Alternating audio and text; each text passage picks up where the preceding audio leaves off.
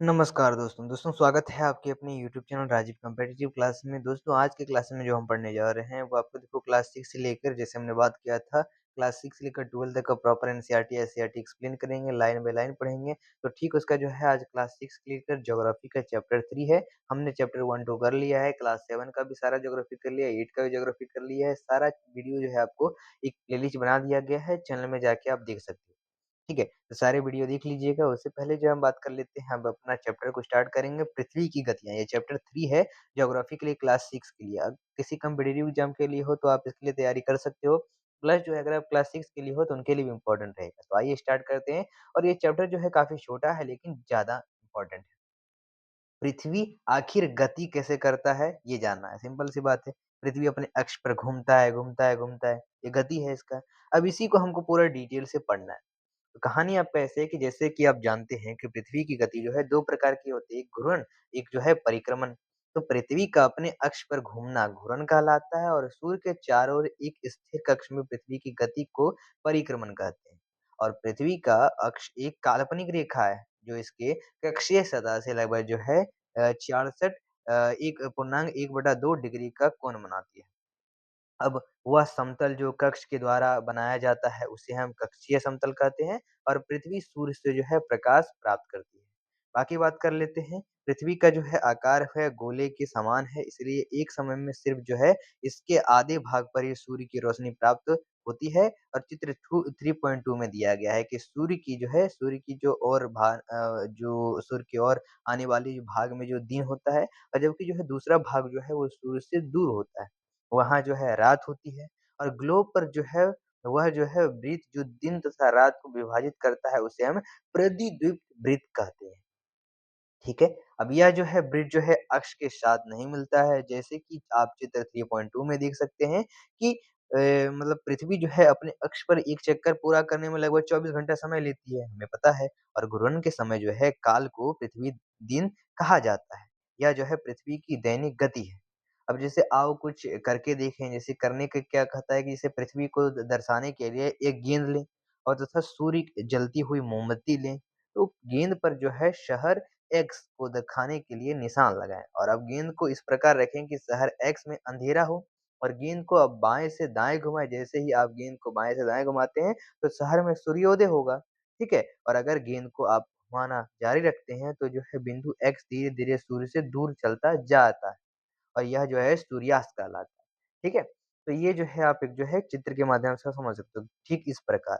ये आपको घूर्णन के कारण जो है पृथ्वी पर दिन और रात होती है, ठीक है? मतलब सिंपल सी बात है कि ये मान लो हमारा पृथ्वी जब ये घूम रही है, तो जिस तरह से ये सूर्य के सामने अगर दिखेगी तो इसका प्रकाश जो है लाइट जिस पे पड़ेगा तो ये दिन हो जाएगा और जो पिछला वाला हिस्सा है वहाँ रात होगा, क्योंकि अंधेरा होगा इसलिए, ठीक है? इसीलिए दिन-रात होती है। बाकी बात करते हैं, क्या आप जानते हैं कि जैसे प्राचीन भारतीय खगोलशास्त्री आर्यभट्ट ने बताया था कि पृथ्वी जो है गोल है और अपने अक्ष पर घूर्णन घूमती है, सबसे पहले ये याद रखना।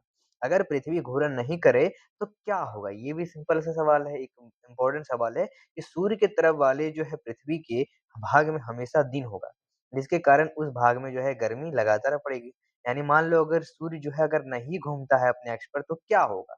तो एक तरफ जो है आपका पूरा सूर्य का प्रकाश मान लो ये सूर्य है, इधर जो है ये आपका मान लो कि एक सन है, तो अगर घूमता नहीं है, एक ही जगह पर स्थिर रहता है तो उसका पूरा प्रकाश जो है इस पर दिन-रात पड़ते रहेगा, हमेशा पड़ते रहेगा, चौबीसों-चौबीसों घंटा। तो ज़रूर है कि ये भाग जो है पूरा मरुस्थलीय टाइप का बन जाएगा, पूरा एक जलने का टाइप का, यानी सिंपल सा बात है कि ये पूरा जो है बंजर हो जाएगा, ठीक है? क्योंकि लगातार इस पे धूप पड़ती रहेगी। और इसमें जो है जिसके कारण उस तरह इसमें लगातार जो है गर्मी भी पड़ती रहेगा, दूसरी तरफ जो है हमेशा ठंडा रहेगा। दूसरे भाग में जो है हमेशा अंधेरा रहेगा और पूरे समय जो है ठंड पड़ती रहेगी। इस तरह की जो अवस्था जो है जीवन संभव नहीं हो पाएगा, ये भी आप जानते हो। और पृथ्वी की दूसरी गति जो सूर्य के चारों ओर कक्ष में होती है, उसे हम परिक्रमण कहते हैं। और पृथ्वी एक जो है वर्ष या जो है 365 1/4 दिन में सूर्य का एक चक्कर लगाती है और हम लोग 1 वर्ष यानी 365 दिन को मानते हैं तथा सुविधा के लिए 6 घंटे को इसमें नहीं जोड़ते। याद रखना है आपको। ये जो है पृथ्वी का परिक्रमण एवं जो है ऋतुएँ हैं, ये आपको दिखाई गई है। कौन किस तरह से रहता है, कौन से महीने में। बाकी 4 वर्षों में जो है प्रत्येक वर्ष के बचे हुए जो 6 घंटे हैं वो मिलकर 1 दिन यानी 24 घंटे के बराबर होते हैं। इसके जो है अतिरिक्त जो है दिन को फरवरी के महीने में जोड़ा जाता है। इस प्रकार प्रत्येक चौथे वर्ष जो है फरवरी माह जो है 28 दिन के बदले 29 दिन का भी होता है। ऐसा वर्ष जिसमें हम लगभग 366 दिन कहते हैं, उसे लीप ईयर कहते हैं। पता लगाइए कि आप अगला लीप ईयर कब होगा? यानी अगर बात कर लेते हैं तो अभी जो है आपका 2024 में लीप ईयर आया था और अभी 2000 जो है 25 चल रहा है।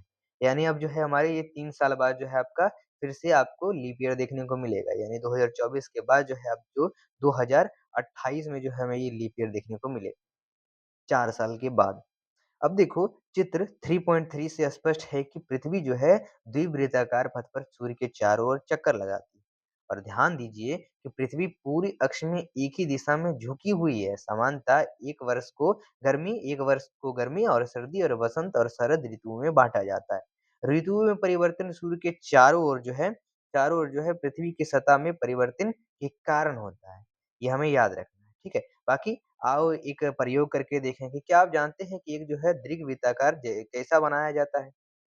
एक पेंसिल लें, 2 पीने तथा एक धागे को छल्ला लीजिए और अब इन पिनों को कागज पर स्थिर कर दें। जैसे कि चित्र में दिखाया गया है कि अब इन दोनों पिनों को घेरते हुए धोगे के जो धागे है उसके छल्ले को कागज पर रखें और अब पेंसिल से धागे को कसकर तनाते हुए पेंसिल को धागे के साथ घुमाते जाइए और अब जो है जो आकृति कागज पर बनेगी वह जो है दीर्घवृत्ताकार की होगी।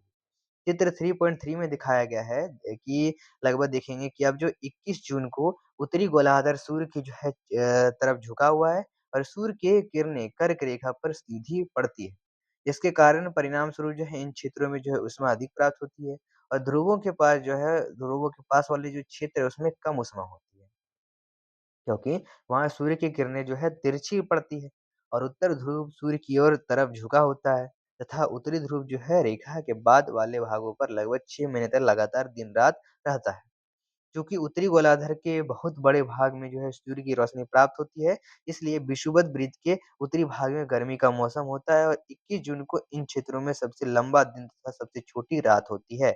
और पृथ्वी की जो है इस अवस्था को हम उत्तर अयनांत कहते हैं और 22 दिसंबर को दक्षिण ध्रुव के सूर्य की ओर झुके होने के कारण मकर रेखा पर सूर्य की किरणें सीधी पड़ती है। चूँकि सूर्य की किरणें मकर रेखा पर लंबवत पड़ती है, इसलिए दक्षिणी गोलार्ध के बहुत बड़े भाग में प्रकाश प्राप्त होता है। इसलिए दक्षिणी गोलार्ध में लंबे दिन तथा छोटी रातें वाली ग्रीष्म ऋतु होती है। इसके ठीक विपरीत स्थित उत्तरी गोलार्ध में होता है और पृथ्वी की जो है इस अवस्था को दक्षिणी अयनांत कहा जाता है। क्या आप जानते हैं कि ऑस्ट्रेलिया में ग्रीष्म ऋतु में क्रिसमस का पर्व मनाया जाता है और 21 मार्च 23 सितंबर को लगभग सूर्य की जो है किरणें विषुवत वृत्त पर सीधी पड़ती है। इस अवस्था में कोई भी ध्रुव सूर्य की ओर नहीं झुका होता है, इसलिए पूरी पृथ्वी पर रात एवं दिन बराबर होते हैं। इसे विषुव कहा जाता है और लगभग 23 सितंबर को उत्तरी गोलार्ध में शरद ऋतु होती है जबकि दक्षिण गोलार्ध में वसंत ऋतु होती है और 21 मार्च को स्थिति इसके विपरीत होती है जब उत्तरी गोलार्ध में वसंत ऋतु तथा दक्षिणी गोलार्ध में शरद ऋतु होती है। इस प्रकार स्पष्ट है कि पृथ्वी के घूर्णन एवं परिक्रमण के कारण दिन एवं रात तथा ऋतुओं में परिवर्तन होता है।